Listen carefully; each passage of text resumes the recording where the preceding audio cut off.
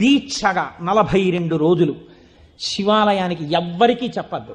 ప్రదోష వేళలో వెళ్ళి శివ ప్రదక్షిణం చేసి మీరు ఏమీ చెప్పకండి. మీరు చెప్పగలిగినంతసేపు శివాలయం అరుగు మీద కూర్చుని శివ శివ శివ శివ శివ శివ ఇదొకటే. ఒక 42 రోజులు ఈ దరిద్రాన్ని మీ కష్టాల్ని అనుభవించి చూడండి అన్నాడు. మీరు నమ్ముతారా?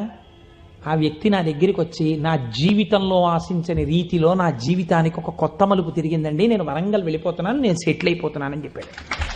ఆ వ్యక్తే నాకు ఈ మధ్యనే మళ్ళీ ఫోన్ చేసి, కోటేశ్వరారు ఇప్పుడు నేను ఎంత ఆనందంగా ఉన్నానోనండి, ఒక్కసారి మీరేమన్నా వరంగల్ వస్తారేమిటండి ఉపన్యాసాలకి, మీ దర్శనానికి వద్దాం అనుకుంటున్నాను, నేను కూడా కాకినాడ అన్నాడు. అయ్యా మీరు ఎప్పుడైనా కాకినాడ ఇప్పుడు అక్కర్లేదు, ఇప్పుడు తర్వాత వద్దురు కానీ నేను వరంగల్ ఇప్పుడు మాత్రం రావట్లేదు, నేను వరంగల్ వస్తే చెప్తాను, అప్పుడు మీరు నా దగ్గరికి వద్దురు కానీ తప్పకుండా దర్శనానికి అన్నాడు. కళ్యాణి అందులో అంటారే, ఏతి జీవంతిమానందో నరం వర్ష శతాదపి అంటుంది సుందరకాండ. 100 ఏళ్ళు